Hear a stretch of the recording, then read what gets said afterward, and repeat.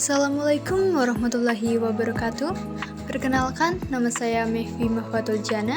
Di sini saya akan mempresentasikan materi audit dengan judul Sampling Audit untuk Pengujian Pengendalian dan Pengujian Substantif Transaksi.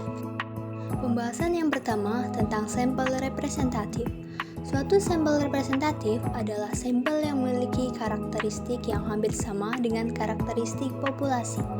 Suatu hasil sampel bisa menjadi tidak representatif karena kesalahan non-sampling dan kesalahan sampling. Risiko dari terjadinya kedua jenis kesalahan ini disebut risiko non-sampling dan risiko sampling. Risiko non-sampling adalah risiko bahwa suatu pengujian audit tidak dapat mengungkapkan adanya penyimpangan dalam sampel. Sedangkan risiko sampling adalah risiko auditor mencapai suatu kesimpulan yang keliru karena sampel tidak mencerminkan populasi. Yang selanjutnya yaitu sampling statistik dan sampling non-statistik serta pemilihan sampel probabilistik dan non-probabilistik. Metode sampling audit dapat dibagi menjadi dua golongan besar, yakni sampling statistik dan sampling non-statistik. Dua kategori ini serupa karena keduanya terdiri dari tiga tahapan, yaitu 1. Merencanakan sampel, 2. Memilih sampel dan melakukan pengujian, dan yang ketiga mengevaluasi hasil. Kemudian pemilihan sampel probabilistik dan non-probabilistik. Apabila menggunakan pemilihan sampel non-probabilistik, auditor memilih unsur sampel dengan menggunakan pertimbangan profesionalnya. Metode pemilihan sampel non-probabilistik adalah metode-metode yang tidak memenuhi persyaratan teknis untuk pemilihan sampel probabilistik.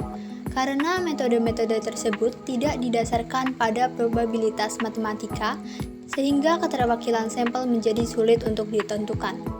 Pada metode pemilihan sampel non-probabilistik, terdiri dari 1. Pemilihan sampel langsung. Auditor secara sengaja memilih setiap unsur di dalam sampel berdasarkan kriteria menurut pertimbangannya sendiri. Kemudian kedua, pemilihan sampel blok. Dalam pemilihan sampel blok, auditor memilih unsur pertama dalam suatu blok dan selanjutnya dipilih secara berurutan. Yang ketiga, pemilihan sampel sembarang. Pemilihan sampel sembarang adalah pemilihan unsur-unsur tanpa suatu bias yang disadari auditor. Kemudian, metode pemilihan sampel probabilistik yang terdiri dari 1. Pemilihan sampel acak sederhana. Dalam suatu sampel acak sederhana, setiap kombinasi unsur populasi mempunyai kesempatan yang sama untuk dimasukkan dalam sampel. Yang kedua, pemilihan sampel sistematik. Dalam pemilihan sampel sistematik, auditor menghitung suatu interval dan kemudian memilih unsur-unsur untuk sampel berdasarkan ukuran interval. Dan yang ketiga, pemilihan sampel probabilitas proporsional dengan ukuran. Dalam banyak situasi pengauditan, biasanya akan menguntungkan untuk memilih sampel yang menekankan pada unsur-unsur populasi yang berjumlah besar. Penjelasan selanjutnya tentang penerapan pemilihan sampel audit non-statistik. Langkah untuk menerapkan audit sampling dalam pengujian pengendalian dan pengujian substantif transaksi terdiri dari 14 langkah audit sampling. Yang A. Merencanakan sampel terdiri dari 1. Menetapkan tujuan pengauditan audit. Tujuan pengujian harus ditetapkan sesuai dengan siklus transaksi yang akan diuji. Biasanya, auditor merumuskan tujuan pengujian pengendalian dan pengujian substantif transaksi sebagai berikut, yaitu untuk menguji efektivitas operasi pengendalian dan untuk menentukan apakah transaksi berisi kesalahan penyajian rupiah. Yang kedua, menentukan apakah sampling audit bisa diterapkan. Audit sampling bisa diterapkan apabila auditor merencanakan untuk memperoleh kesimpulan tentang populasi berdasarkan suatu sampel. Yang ketiga, merumuskan atribut dan kondisi-kondisi penyimpangan. Apabila akan menggunakan sampling audit, auditor harus merumuskan karakteristik atau atribut yang akan diuji dan kondisi-kondisi penyimpangan. Keempat, rumusan populasi. Populasi adalah unsur-unsur yang ingin digeneralisasi oleh auditor. Yang kelima, perumusan unit sampling. Unit sampling dirumuskan oleh auditor berdasarkan definisi tentang populasi dan tujuan pengujian audit. Keenam, menetapkan tingkat penyimpangan yang bisa ditoleransi. Penetapan tingkat penyimpangan bisa ditoleransi atau tolerable exception rate atau TER mencerminkan tingkat penyimpangan tertinggi yang bisa diterima auditor dalam suatu pengendalian yang sedang diuji dan masih dapat disimpulkan bahwa pengendalian berjalan efektif. Ketujuh, merumuskan risiko yang bisa diterima untuk penetapan risiko pengendalian terlalu rendah. Apabila auditor menarik sampel, ia berhadapan dengan risiko keliru dalam mengambil kesimpulan tentang populasi dan risiko tersebut disebut risiko yang bisa diterima untuk penetapan risiko pengendalian terlalu rendah atau Acceptable Risk of Assessing Control Risk to Low atau ARACR.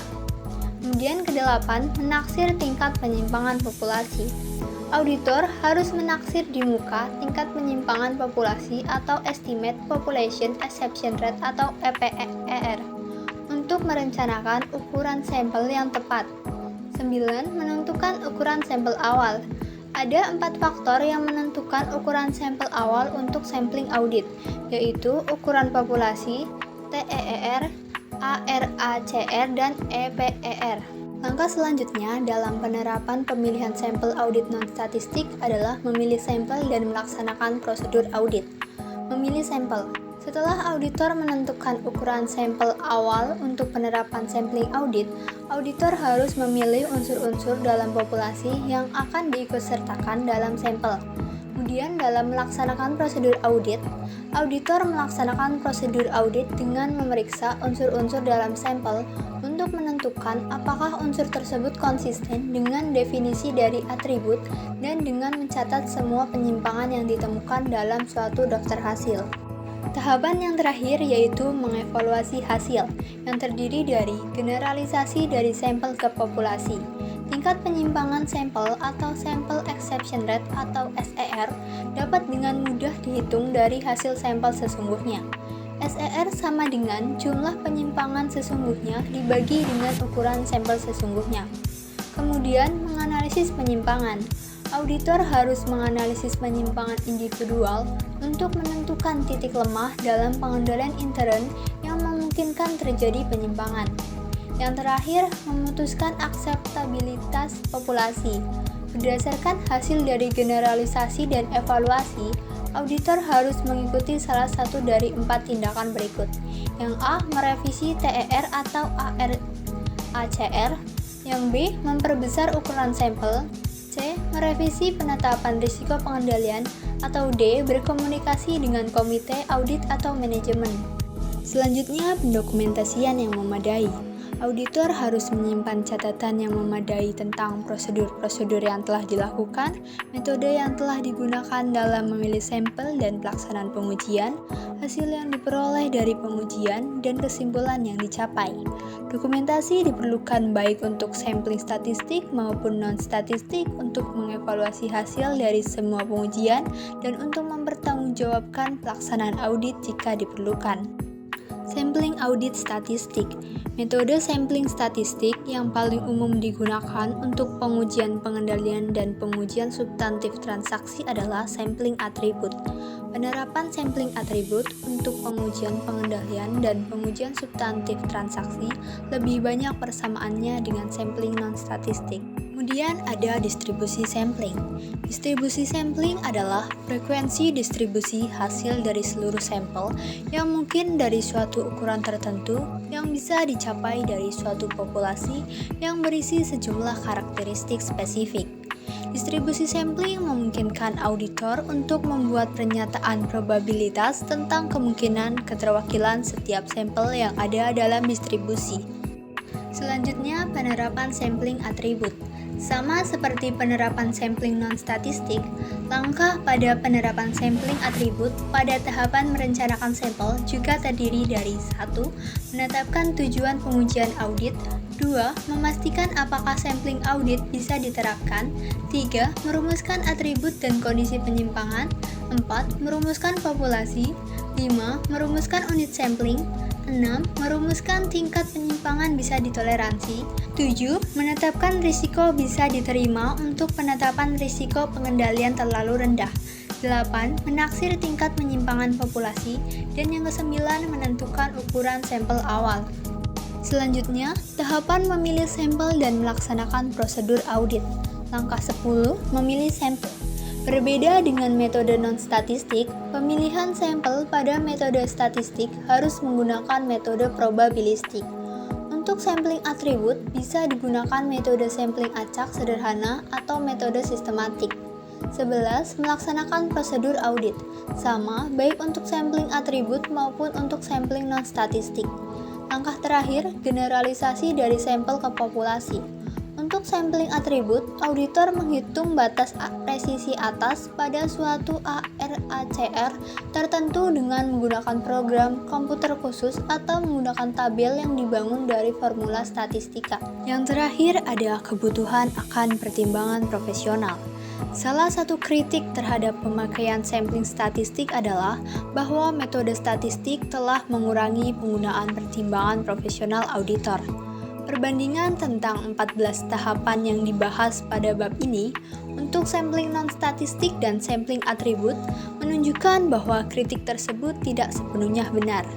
Apabila diterapkan dengan benar, sampling atribut menuntut auditor untuk menggunakan pertimbangan profesional pada berbagai tahapan. Sekian presentasi yang dapat saya sampaikan, semoga bermanfaat. Wassalamualaikum warahmatullahi wabarakatuh.